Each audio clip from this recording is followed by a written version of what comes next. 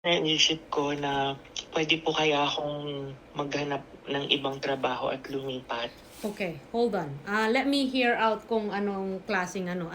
So, supervisor ka sa, Ah, supervisor? Opo, food Supervisor service ka sa supervisor isang po. food Yan. service. Okay. Opo. Nandyan ka sa Quebec, right? Opo, Matani, Quebec po. Okay. Nung hinire ka ng agency ba ang nag-hire sa'yo or consultant Yes din? po, agency po. Okay. So, yung agency na yon, saan ka nakipag-deal in terms of the immigration? Ano po, sila po lahat ang Okay, okay. nag-asikaso Yeah, po. okay. So, ngayon, kailan yung kailan yung deadline ng ano mo ng work permit mo? Ano pa po, 2026 pa po. Okay, that's good. Pati Okay. same din po sa sa working visa na nasa passport. Okay. So 2026 yung end ng ano, kailan ka dumating? June po, June 6. June Tapos 6. nag-start po ako ng trabaho June 12. Okay, tama naman pasahod sa'yo. Ano po, hindi ko lang po sure kung pagdating doon sa mga Christmas, New Year, if it's kung triple pay po. Kasi minsan po, katulad nung Christmas and New Year, sarado po yung tindahan. Okay? Tapos, yung isang bayad, bali po isa lang po yung ano niya, ang binigay niya sa salary. Nakita ko po dun sa na isa lang po yung binigay niya na hours. Okay. Parang pang one day lang. Actually, Okay, less. so hold less on. Nung parang June 6 dumating ka, ano yung nasa contract na working hour? 40 po. 40. Naka-minimum pay ba kayo? Opo. Okay. Tapos yung sa minimum pay na yon, you're working 40 hours a week. Are they paying you properly? Ano po, less po dun sa 40 hours po. Okay. Ang nakukuha naming hours. Okay, po. pero ilang oras yon?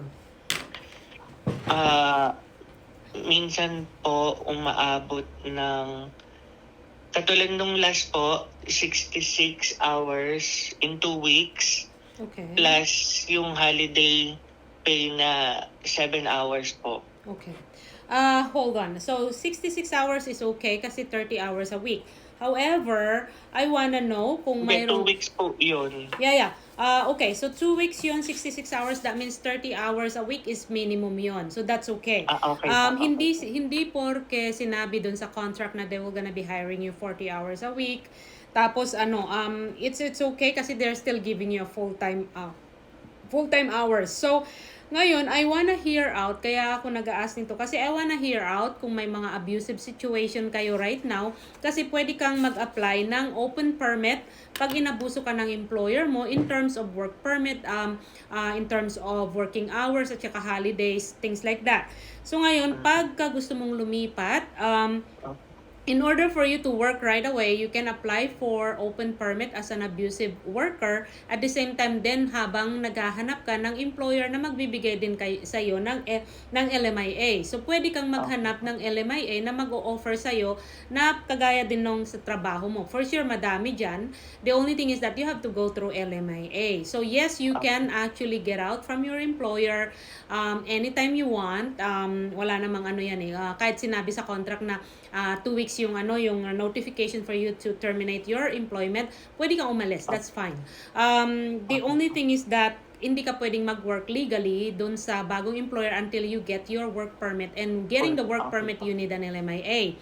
However, I'm asking kung mayroon kang abusive situation which is inabuso yung oras mo, inabuso yung holidays nyo, or whatever things na abusive situation sa inyo diyan, then you can apply for vulnerable open permit. You will be getting 1 year na vulnerable open work permit habang naghahanap ka ng LMIA to back to the track pa rin. Kasi one time lang yung LMIA na yun. I mean yung open permit na vulnerable. Ganon. Madali lang yung process na. It takes 1 to 2 weeks. But you have to let me know kung may abusive situation. Pero kung wala, then we cannot do anything. But for you, yes, you can actually leave your employer and maghanap ka ng employer na magpapa-LMIA sa'yo. I know it's difficult dyan kasi nga I know exactly kung ano yung situation. But to be more on yung smart move mo, aalis ka lang diyan kapag ka may employer ka na. Kasi ang hirap umalis na tapos magiging in limbo yung papel mo, and at the same time June 6 ka dumating. So I would recommend na mag-stay ka dyan for at least 1 year kung pwede, kung wala ka pang employer. Then, makakapag-apply ka na eventually ng Canada Experience Class or Express Entry. Kasi nasa supervisor ka na, that means nasa high wage position ka. So, pwede ka mag-apply eventually after you work for 1 year with them. So, ganun yung option mo. Pwede mo namang gawin yun. But, be smart pa rin. Ayaw mong mawalan ng trabaho. At the same time, ayaw mong maging kung saan-saan ka na lang mapadpad. Kahit may family ka, hindi ka matutulungan ng family mo in terms of your work permit. Okay? So, be very careful with your decisions. But check mo kung may abusive, let me know. Ask me, text me. Kung abusive situation ba yun, then maybe you can apply for open permit, ganon. So, I know it's difficult there. Ang daming mga Filipino na umaalis from there kasi nga napakaano nila diyan. I'm sorry to say it, pero iba yung treatment nila sa mga non-French speaker diyan sa place na yan sa Quebec. Totoo po. Yeah, but again, don't lose hope. I know you just came on June, so you're still adjusting. Basta importante is maging smart ka sa moves mo dito sa immigration kasi you don't wanna lose your status, okay? So, may family ka ba sa Pilipinas? Ano po, parents po. Wala pa po Okay. akong So, asawa. single ka. So, okay. Wala kang pwedeng kunin right now. So, that's what I can say. Kung walang abusive situation, you can look around, find an employer na pwedeng mag-offer sa'yo ng LMIA, but don't leave your work. Not unless na pinapatay ka na or doing something abusive, but no such thing naman na ganun. Pero abusive talagang talamak yan.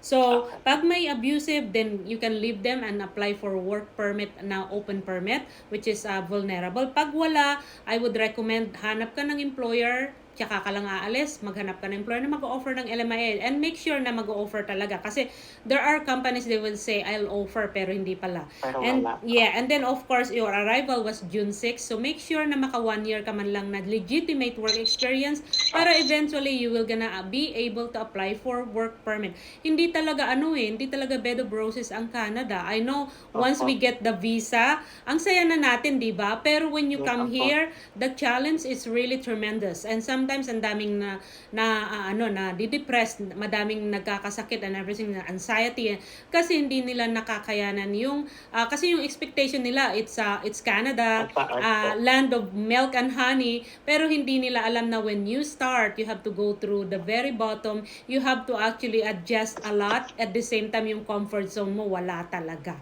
So, but you know what, temporary lang yan. Don't lose hope.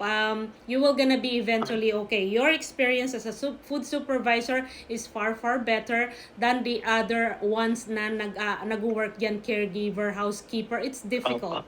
So, again, weigh it. I know, nakausap mo ko and you think that I can actually say something that you wanna hear, but I'm talking to you in a nice, I'm talking to you as a concerned person para sa'yo, and as a licensed immigration consultant, kahit pa kamag-anak mo ako, yan ang sasabihin ko sa'yo. Wag kang pabara-bara in terms of your decision. Kasi nga, I don't want you to lose your status. Ang daming walang status sa Canada because of their, pabara-bara or their maling decisions. Yeah, maling decisions or impulsiveness. Ang dami dyan. Yes, and of course, you know what? Save your money. Always keep some for your emergency situation. Okay? Huwag mo ipadala lahat sa Pilipinas. Kasi money is your ace here in Canada. Pag wala kang pera, wala kang magiging options. You always have to save money for yourself. Hindi ka matutulungan ng family mo sa Pilipinas. Okay? Opo. Ma'am, last question po. Okay, go ahead. If ever po na halimbawa may makapagbigay sa akin, may in-applyan ako, magbigay po ng LMIA and work permit. Yeah, get back to me. Pero less than 1 year pa lang po ako dito. That's okay. Yes, makaka-apekto po ba yun sa PR? No, basta kumpletuhin mo lang yung 1 year mo. So, it doesn't matter, kaya lang hindi ka makakapag-work until you get your work permit under that new employer.